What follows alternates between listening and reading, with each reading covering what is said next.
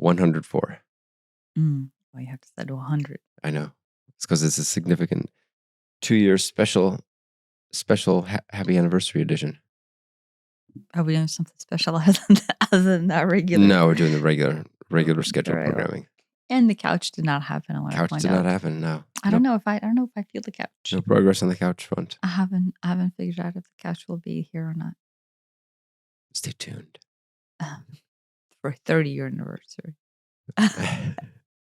We'll spend 365 days talking about how we still don't have a couch. Maybe by 156 we'll have a couch. Oh, okay. Yeah, I don't know. We'll see. Maybe we'll be just like, surprise, couch. Surprise, there's a couch. Next episode, your couch didn't work out. Cats peed on it. Right.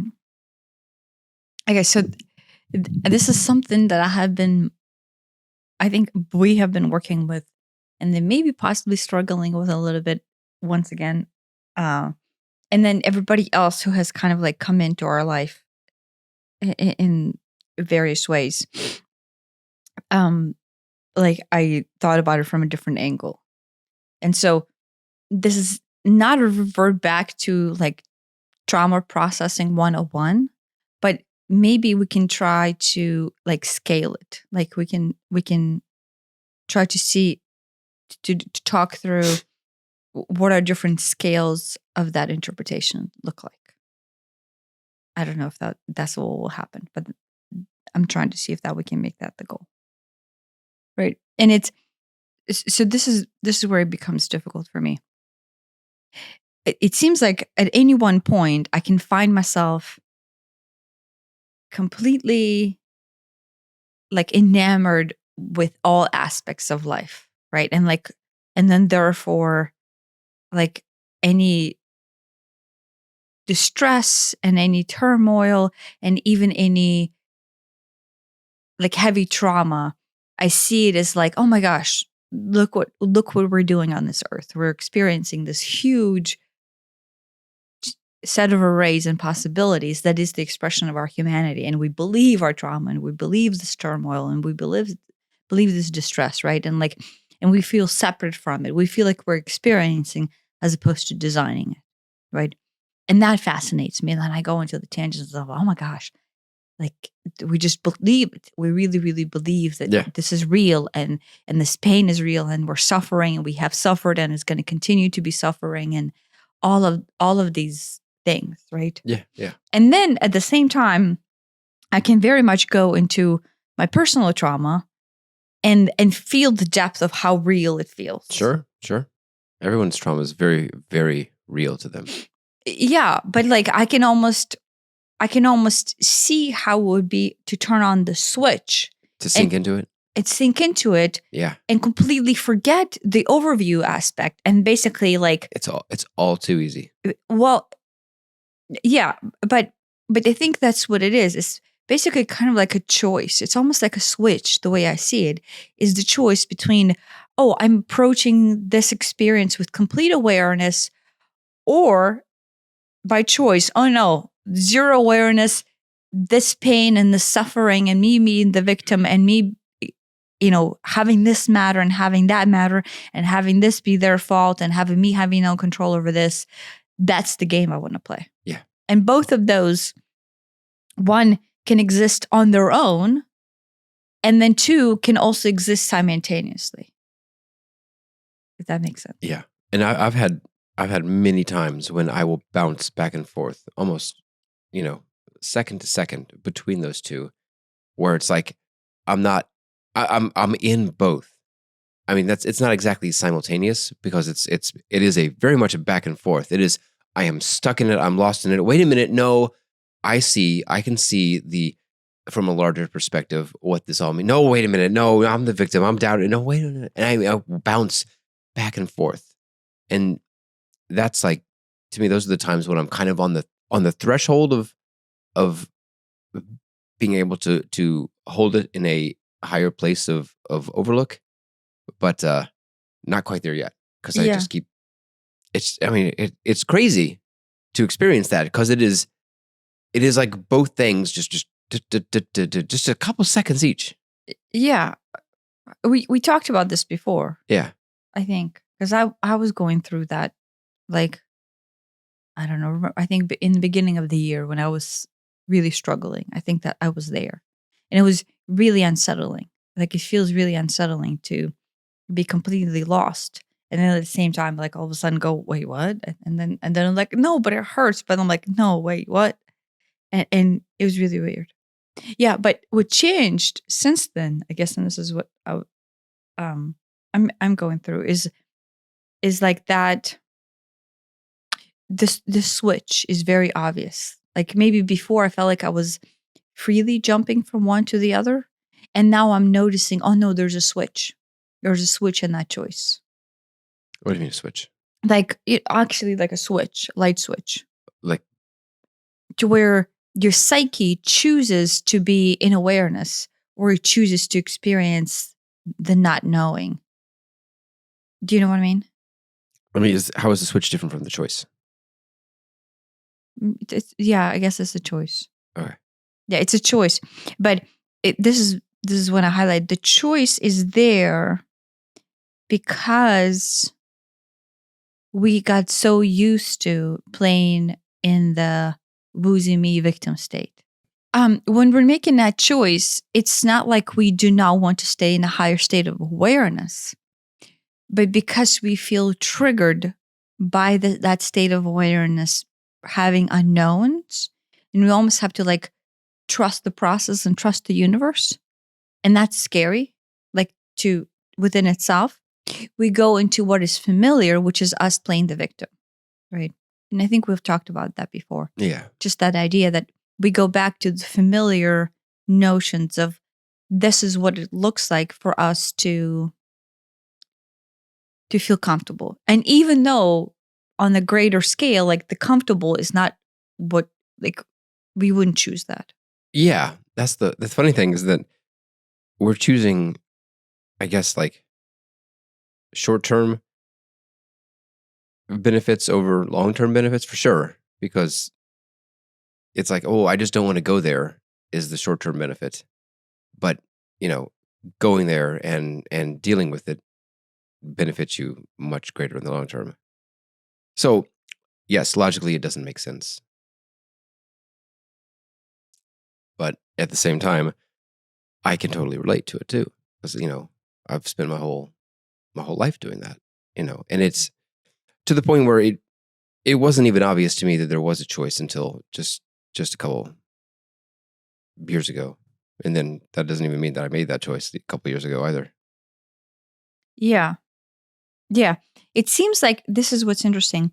It seems like the people who are making that choice into the familiar, even though the familiar is not their net desired outcome, are partially doing it, I think mostly doing it out of fear of what it means not to go to that familiar space.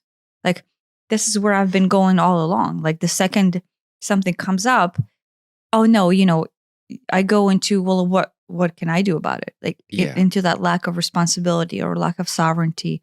And then therefore, no action is necessary Yeah. in order to do any work. Yeah. And that's the place of victimhood when it's, what could I do? It's not my fault. It's somebody else's fault. I'm the victim, which, is true in a sense, right? If you were abused or whatever, you are the victim and the abuser is the perpetrator. Yes. But I don't think that's a healthy place to stop in your psyche. It's like, yes, maybe you were a child, maybe you were, helpless. All these things may be true, but if you continue to identify as the victim, then what you're doing is you're getting this this easy way out where there's no responsibility, there's no action required on your behalf, and so it's kind of like a dead end.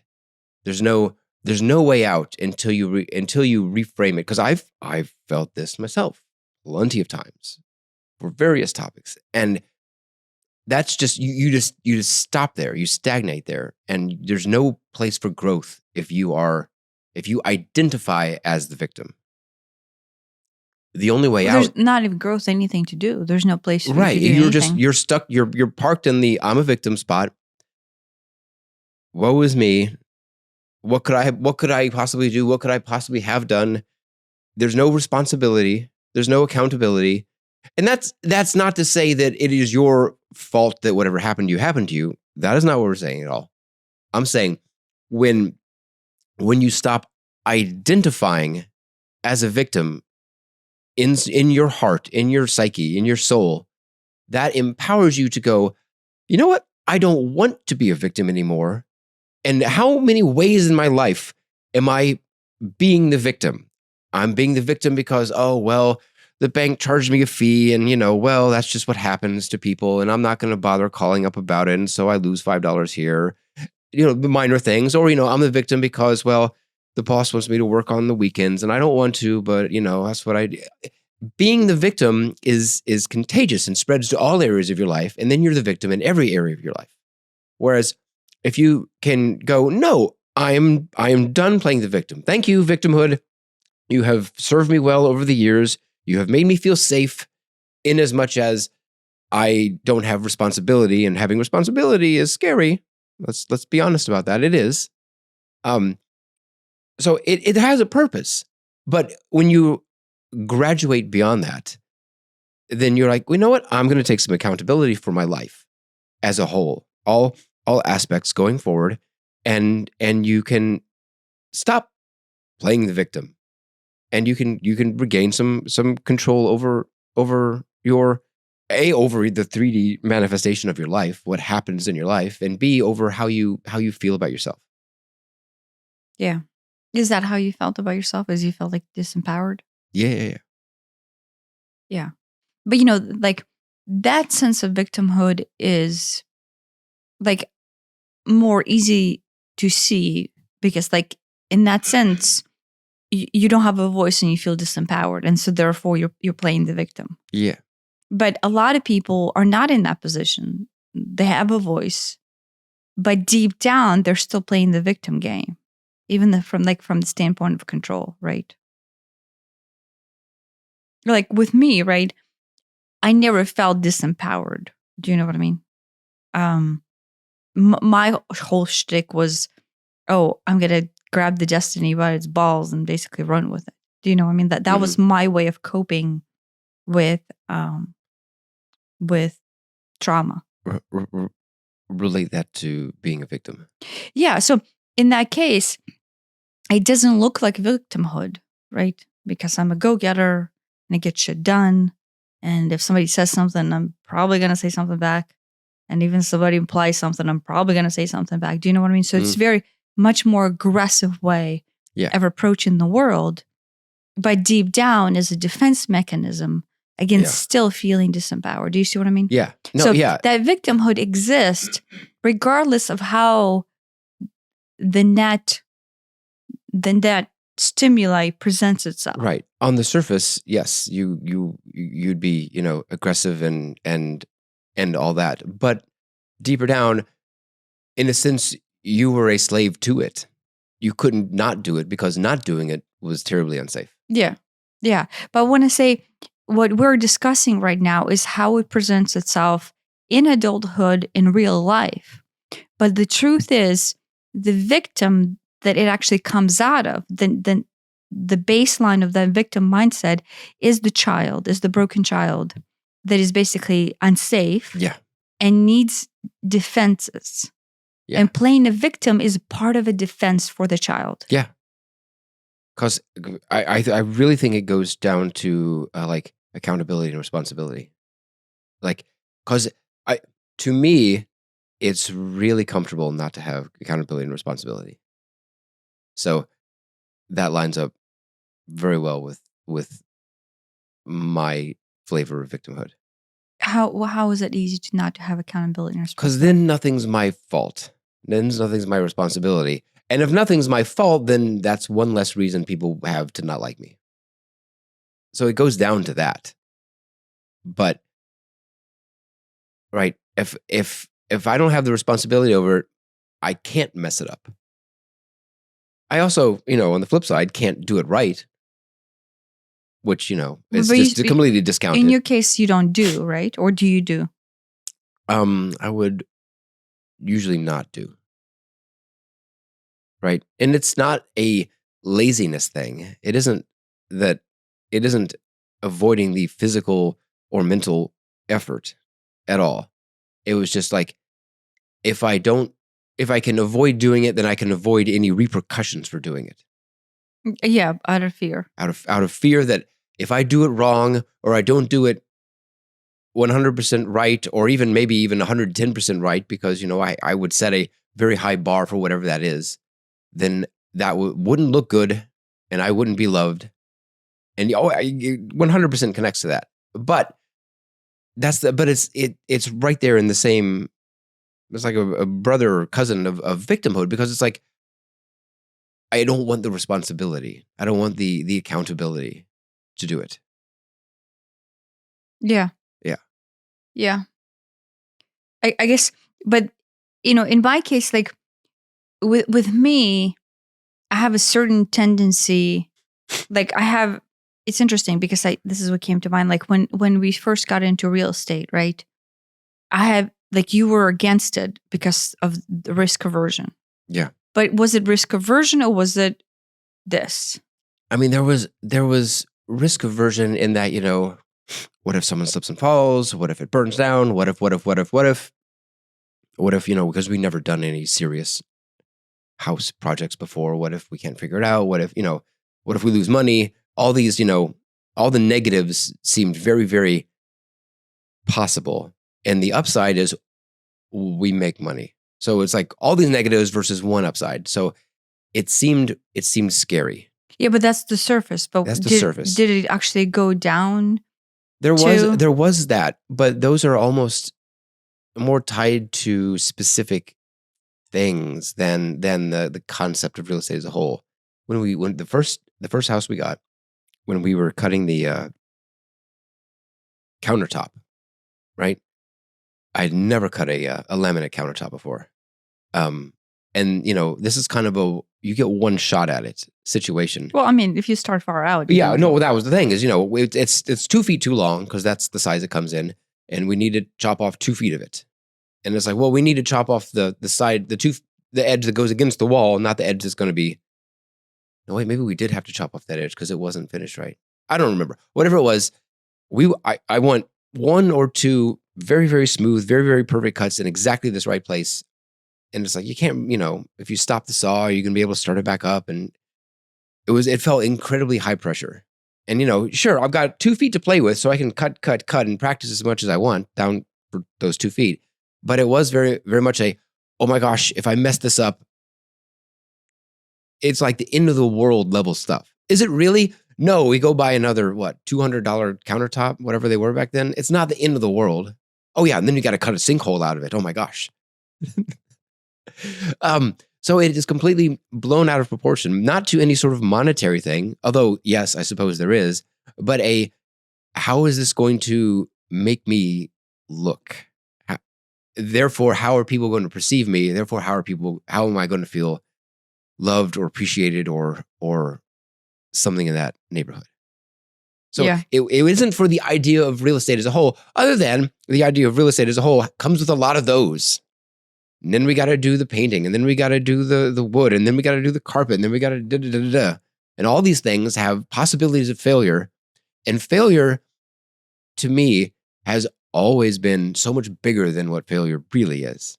Failure really is, okay, well, I got to paint it again. Or, okay, well, worst case, I got to go buy another countertop and cut it. There's literally nothing worse than that. But it felt like every one of those things feels catastrophic somehow, because it's poking this pain body that I had no front of mind knowledge of. It was just like, this is so scary that I don't even feel comfortable doing this.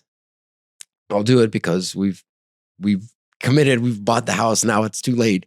But it is terrifying. It was just absolutely terrifying. Yeah, but in that case, the reason I say that, it is, right, starting your own business or doing your own home improvement projects, being in charge of something on your own forces you to face that. It does. And as so, opposed to working for the man, doesn't. very much. And so I was also aware that these things are difficult and triggering for me. And so there was a bit of, well, if I force myself into it, then I've got to confront my demons. And, not through any sort of, personal development work, but just through, just keep doing it over and over and over.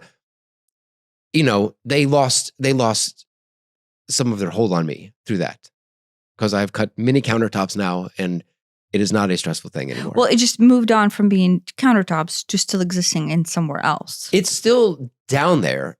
It's like, well, no, I can back, cut a countertop, but then, there is still a bit of anxiety of, okay, well, this is kind of a one-shot thing. But it isn't, if I mess it up, everybody's going to hate me anymore. It's not detrimental to your identity.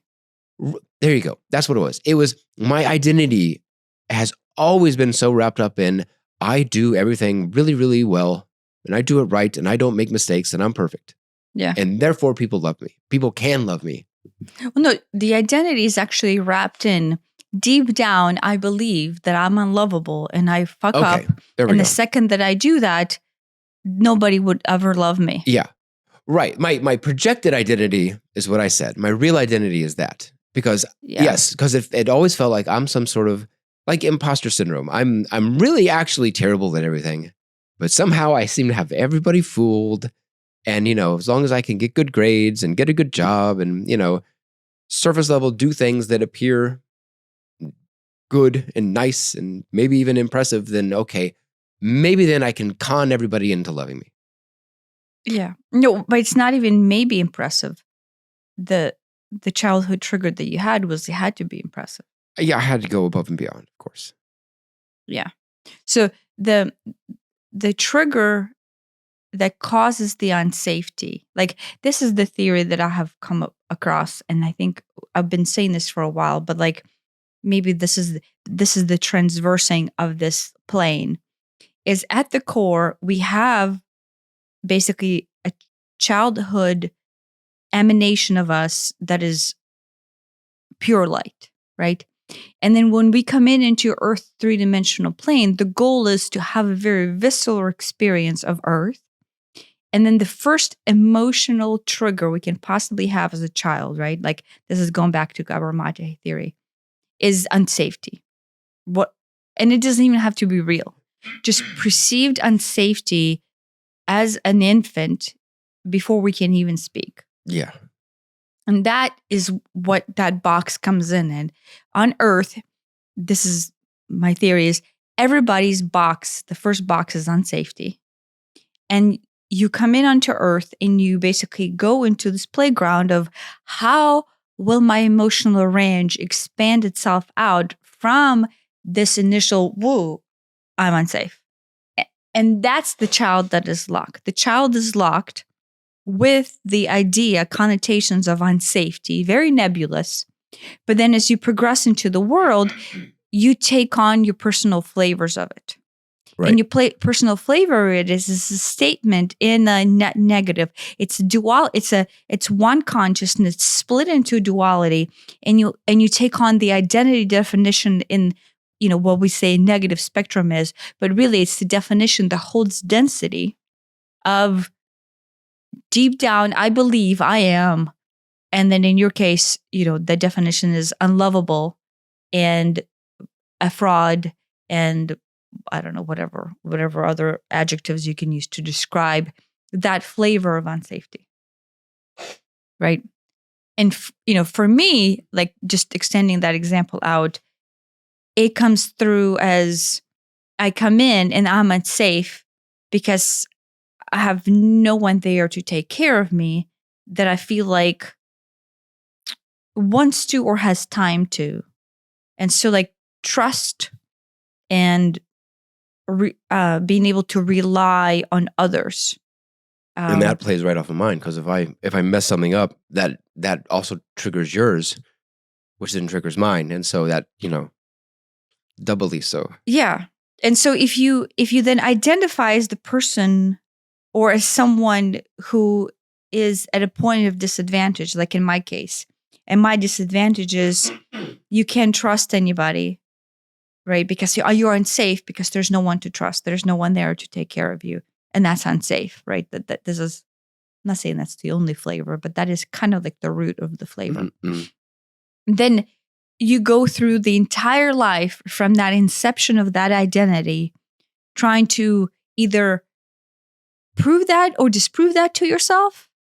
Yeah, both. But basically playing that game of duality of like, how do I explore this unsafety in this way? I mean, to a degree, every aspect of what goes on in your life gets measured against that. Yeah. Does this No, help? it's in fact is a representation of that. And you literally seek them out. I mean, I have. It's like, okay, I got a good job. Therefore, that's a tick mark in the maybe I am worthy of love. But I'm always looking out for, I only got a 2% raise this year. That's definitely on the other side. It doesn't matter that everybody got a 2% raise. The actual details don't matter. It's just, it's always interpreted just one way or the other. This is hard evidence that maybe I am lovable after all, or hard evidence that no, I'm definitely not. Yeah. And it takes really outstanding evidence to go into the good category. Yeah, no, but so the entire life is just basically what you're doing. Really, you have the vibrational tone where you vibrate that out and you seek that response into your life. You're actually designing and crafting your life out of this 100% emotional range. 100%. It's like so much of my life I look back on and I'm like, if I had a different, everybody's got something. If I had a different flavor, there's no way I would end up in these positions at all. There's no way I would have even, met these people and stuff. It just wouldn't have happened, because the only thing that brought me into that was some sort of, I need to, prove myself. I need to, whatever. Yeah. Show how I'm better than everybody else. Yeah. Right. Yeah. And, inevitably those don't go well. Well, because you're coming into that situation from the net vibratory frequency of disadvantage. Right. Victimhood. Yeah. You're a victim. And because you are seeking to prove to everybody else how good you are, at a net, you're not like at a baseline of sovereignty. Yeah. Right? You're below sovereign. Yeah. And what we're not addressing here is whatever specifically happened at a young age that made me feel that, or made you feel that, or made whoever feel that. But I almost think it's like, not to diminish the trauma of it, but it almost doesn't matter in your day-to-day life, in that it has happened. Yes, that's unfortunate, but now here you are. Are you going to decide to let it run your life and be a victim? Or are you going to decide, no, I'm going to not let it run my life. I'm going to, I got to word this carefully. You're not trying to cut it off. You're not trying to suppress it. You're not trying to go, la, la, la, this doesn't exist. It's only through integrating those shadow parts of you that you don't really like that you can, become friends with it. And only by doing that can you actually, it won't have the power over you that it currently does. Yeah, but everything that came into your life has been just simply facilitation of that expression. Yeah. Well, I was going back to like people who were like, oh yeah, but this happened, how can we just ignore the fact that terrible thing XYZ happened when I was 3 years old or whatever? Yeah, but it happened because this was facilitation of your soul self coming here, calling out as a beacon that experience. Yeah. Yeah. Right? You come here to experience a specific flavor of earth. Right. I mean, like a very deep emotional range of earth. Yeah. And that was your flavor. The experience is there as a facilitation of the lock. And that's the difference. It is too easy to lose in the experience and become victim in the experience. But the experience has to be seen as the toolkit that you use to lock in the identity that you have been living for 40 years, or, in our case, 40 years. And it seems to be difficult for some people to disconnect from, because that experience does not exist in this time and space right now. This moment right now does not have that experience. Right. The only thing that this moment right now has is the remnant frequency of your identification that you seeked out and basically dragged along out of that experience. Right. Somebody else having that same experience would identify and seek out and basically take on a different vibratory frequency. So you identifying as X because of that experience is your personal flavor, and somebody else having the exact same sort of circumstances would come out with a different flavor. Yeah, and your choice to propagate it forward. The choice to propagate it is you coming to Earth. But that's, to me, if I look at Earth as this, that it quite literally reframes the structure of what is your purpose here. And the purpose here is to come to lock in on the frequency that seeks identity in the diminished non-sovereign space, propagate your experience on Earth in that non-sovereign space to make sure you really get to experience this identity, really a fake identity that you have taken on. And then sooner or later go, oh, wow, that's what I have been doing for the last 40 years. And that's it. But people get lost in like, well, no, that was super traumatic. That was like, oh my gosh, no, like I can't even forgive them for what they have done. But what they have done was a contractual agreement of you facilitating yourself to be locked in the frequency of, in your case, a fraud and unlovable. Yeah. And in my case, unwanted or deep down can't trust anyone because of that. Yeah. And like it's interesting because like it's hard for me to understand now, and maybe you will shine light on that, of even after hearing that this is what playground Earth is, and understanding the theoretical concept behind it, the psyche still wants to cling on to, but no, I am, a victim. I was abused. I was, discarded. I was on the streets and nobody cared about me. I was beaten. I was raped. I was, at the orphanage, unwanted, tied to a table leg. Do you know what I mean? The psyche so wants to cling on to that because that is the only thing that you have known thus far as your truth. Very familiar.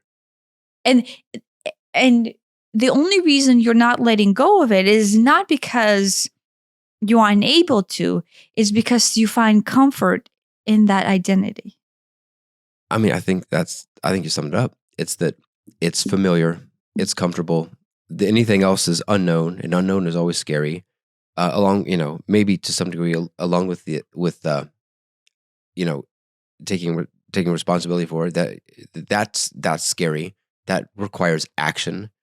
I mean, whether it's physical action or whether it's some sort of psychic action. Yeah, it's easy to stay in that default state. I know because I have done it for so long. But the way I see it, like even to take responsibility for it, what I find it interesting is there's not actually much responsibility other than the acknowledgement of that being your truth. Right. I'm not saying you're responsible because, your uncle raped you. I'm not saying you are to blame for that. Oh, no. Even in that. your case, responsibility for realizing that this is your playground in the making. Yes. Responsibility like that, for your... There's nothing there other than going... I think what it is difficult to admit that the pain and suffering that you have experienced was indeed your creation and your desire. Yes. I think that maybe that is what is difficult to admit to, is that I wanted this. It's the responsibility it's for choosing it, not for having it, not for choosing it to happen to you, for choosing to live with that mental model of yourself.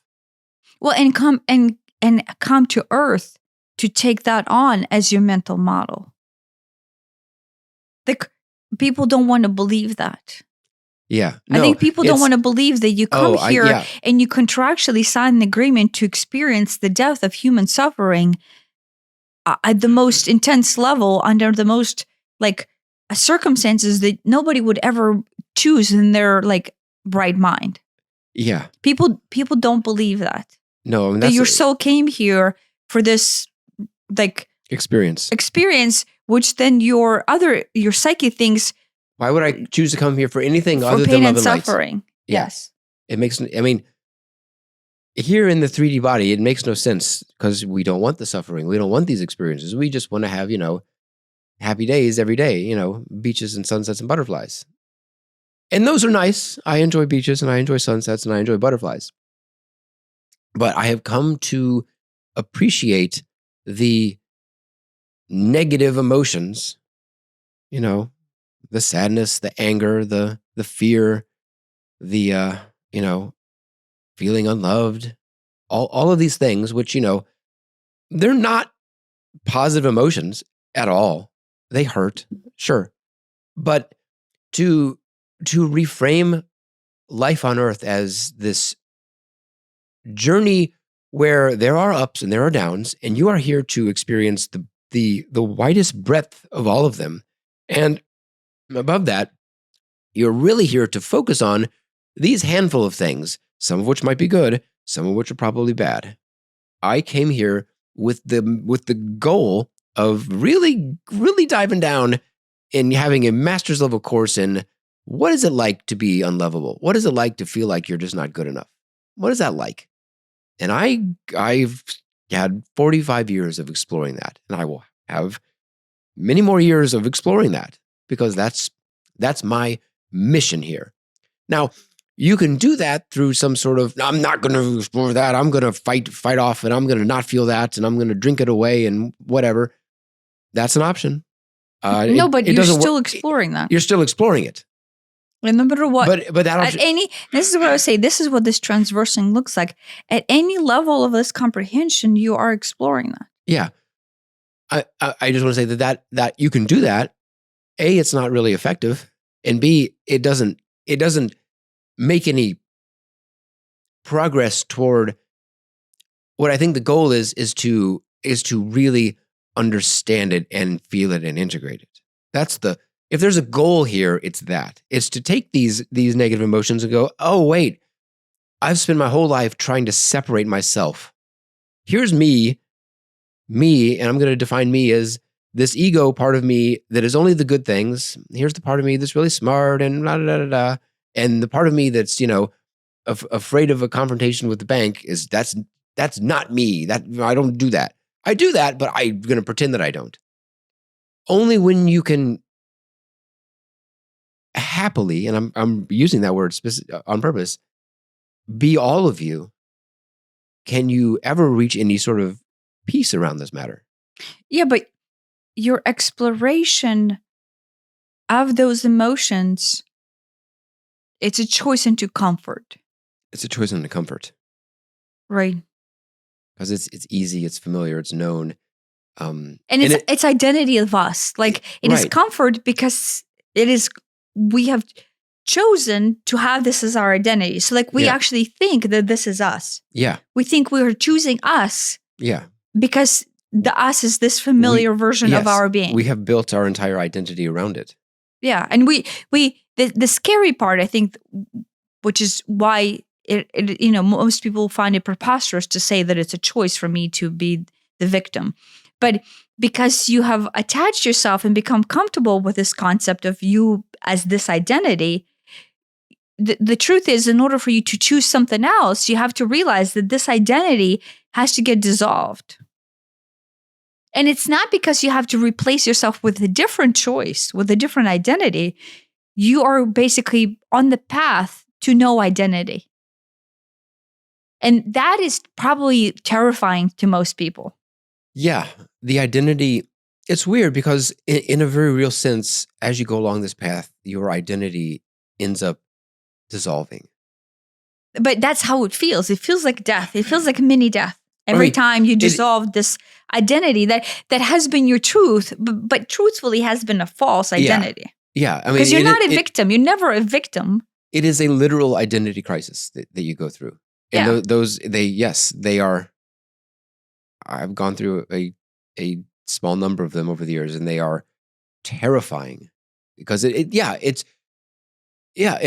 can liken it to death. I mean, it's like an ego death for sure, in a sense, and it's scary. And I don't know who I am anymore. Everything I thought I knew has fallen away. It's wild. Yeah, but you have to you're just completely lost. But what identity crisis is simply you recognizing the narrative that you have designed that kept you safe so far, and then you simply choosing to draw awareness to that narrative and then let go of it.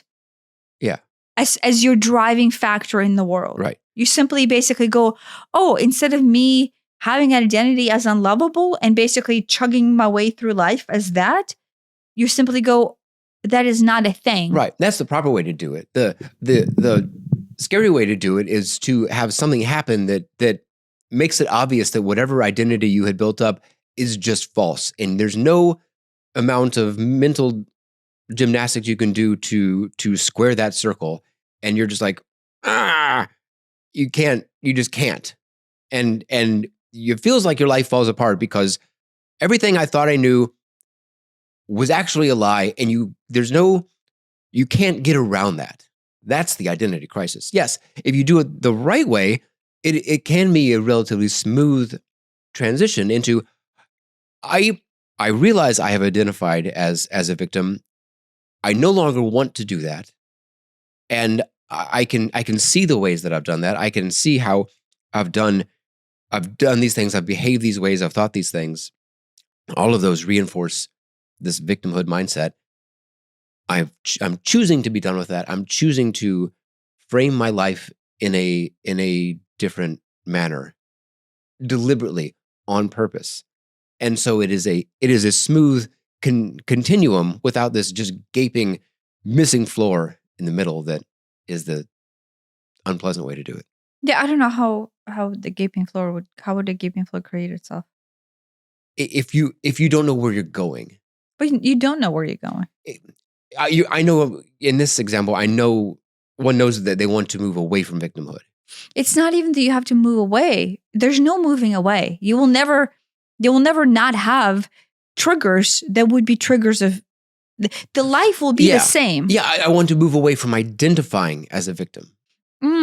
You're not moving away from your identity. You're simply recognizing that is the character you played. And then you can choose to tap into that character, or you can choose to observe that character, or you can choose not to play that character. You still have the choices. You do, but now you have the option to not play the character, whereas before it probably felt like that. How could it possibly be any other way? That's who I am. Yeah, but the choice in not playing that character is not like all of a sudden you're like, oh, fuck this shit. I'm gonna, right? Like, cause with me, the control portion of me not being a victim went into control. Yeah. So the clarification there, it is not all of a sudden you seek control and you become in charge. No, this isn't a power through it situation. This is a type of thing. This is a surrender into it. Yeah. But surrender. Process. Yeah. Surrender into that truth. Yeah. Choice, a choice into surrendering into that truth. And that is not a power through. That is not a struggle.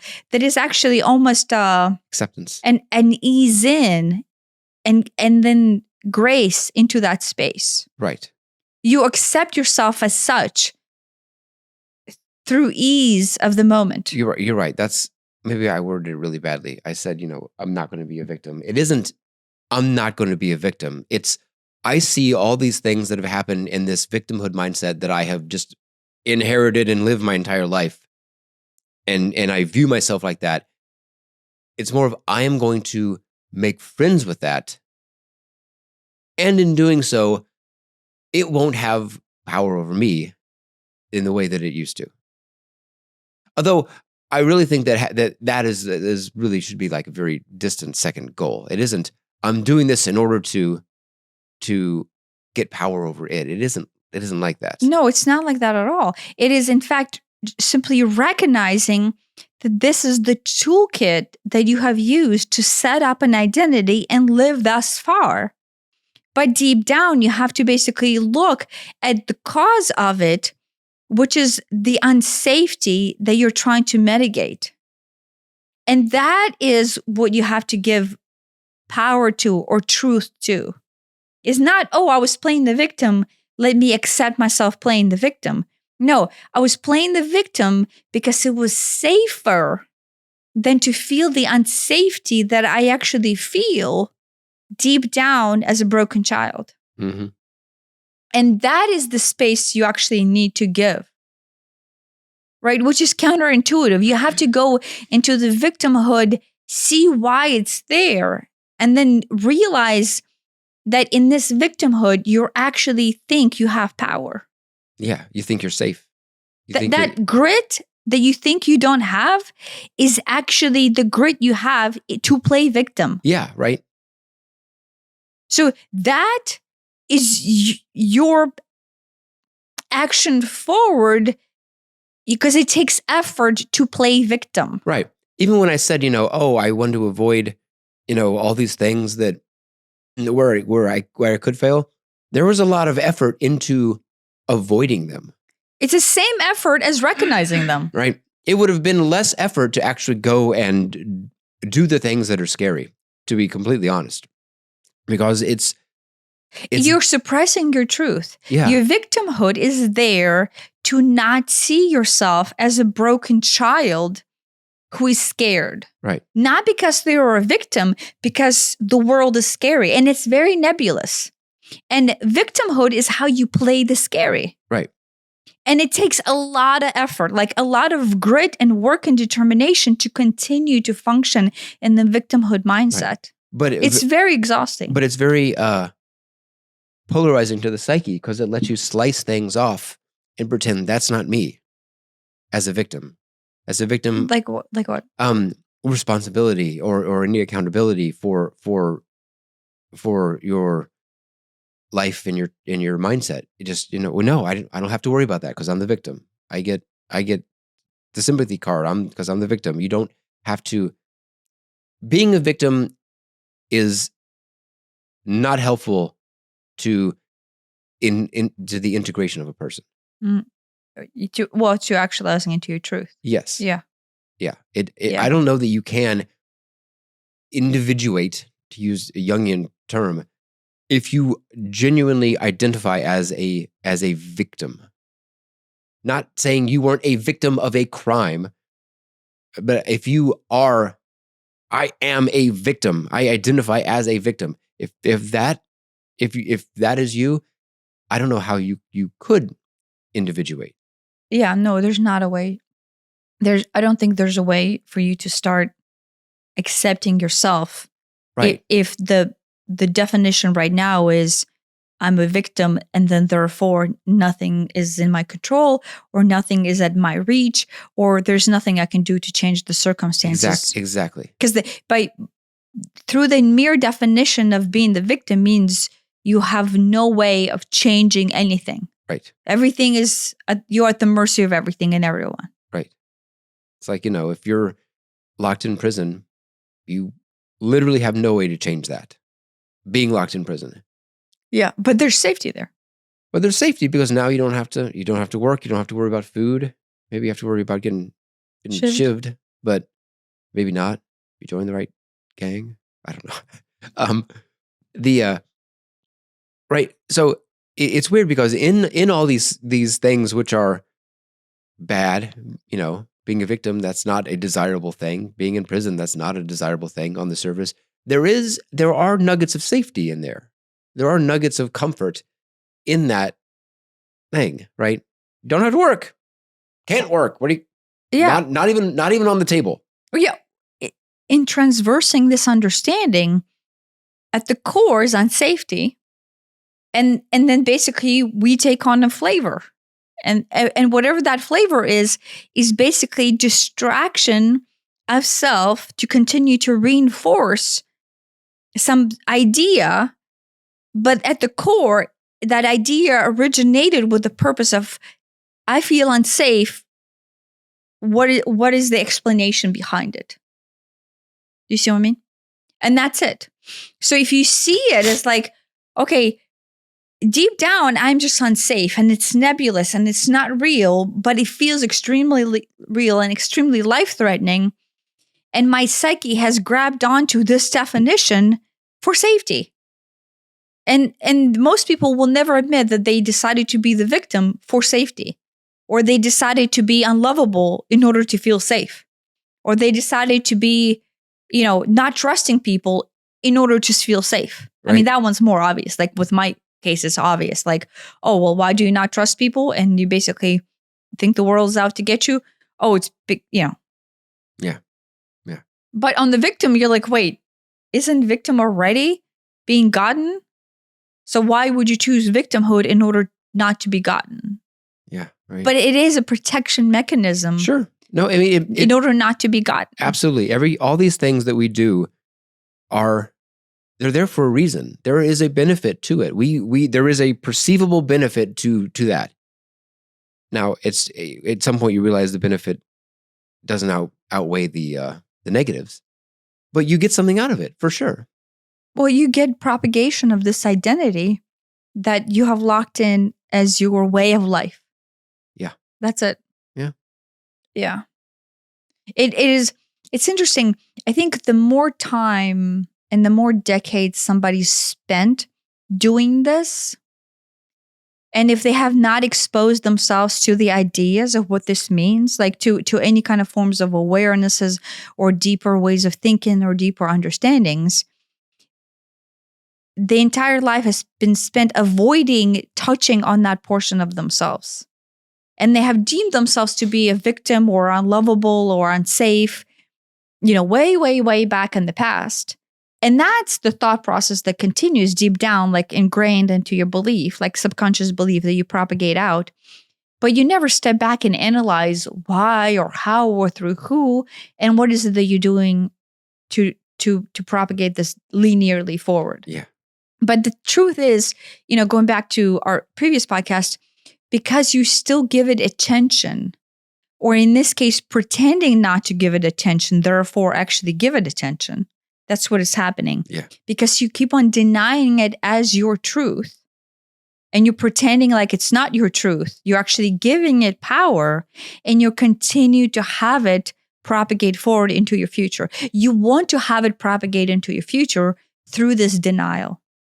The longer you spend denying that this is what you're doing, the more power you give it in order to have it continue to exist, because it makes you feel safe still existing there. Yeah. Yeah.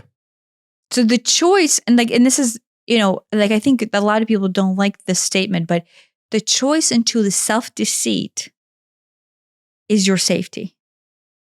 False safety. It is false safety, but that is what it feels comfortable. And if you've done it for any length of time, it's familiar and it's known. And, unknown is even more scary. Yeah. And, usually if you come across a situation in your life where something is said or it pokes at that lie, that's when you will probably run away the hardest. The second you face something that is literally poking at that one point, you will just be appalled, and you'll have the most amount of energy to revolt against this concept because it is poking at the core lie within yourself. Yeah. Which I think is a great, easiest way to see through your own deceit is if you're reacting to the nth degree, like over proportional amount of degree to any kind of stimuli, it is because at the core, it's poking at that lie that you keep on telling yourself, hoping that if you say it enough times, you will believe it. Yeah. Yeah. And it could be the simplest thing. Like, right, your example of the dial tone is that. It's a pointless conversation about a definition in the world. But you felt so much influx. Right. Because deep down, it was poking at the lie that is, I'm unlovable because I don't know shit about technology, Right. or definitions. Yeah. But it's fruitless and pointless. Right. But it's poking at that, the identity that I know things. Yeah. No, absolutely. And so the energetic influx that you would feel whenever that gets poked is coming out of that deceit. The deceit that you're trying to keep alive / give it life too. Mm-hmm. But at the same time, but deep down, know it's a lie. But the lie is keeping you safe. Yeah. So, the reason I keep on reinforcing it is that maybe that is how it would be an easy way to see through your own deceit, is to find those points of influx. No, I mean, because I think everybody can feel, everybody is familiar with the feeling that you get when you get aroused about a topic. You get your button gets pushed about whatever it is, and it's different for everybody, but at the same time, at the surface level, it's about the chair, or it's about the dial tone, or it's about the waffle make, whatever it is. There's always some stupid surface level thing that if you're not careful, it's easy to leave it there, to think, oh, it's about the chair, we're just staying on the chair. I don't know what it is, some pointless thing, but it's really not. Everybody gets, you get all worked up about the chair, but it's really not the chair. It's something much, much deeper. But that much, much deeper, I want to say, is the pain, what we have said before, is a pain body or trauma. Yeah. That is causing that trigger. But what I want to expand on is, it is your lie.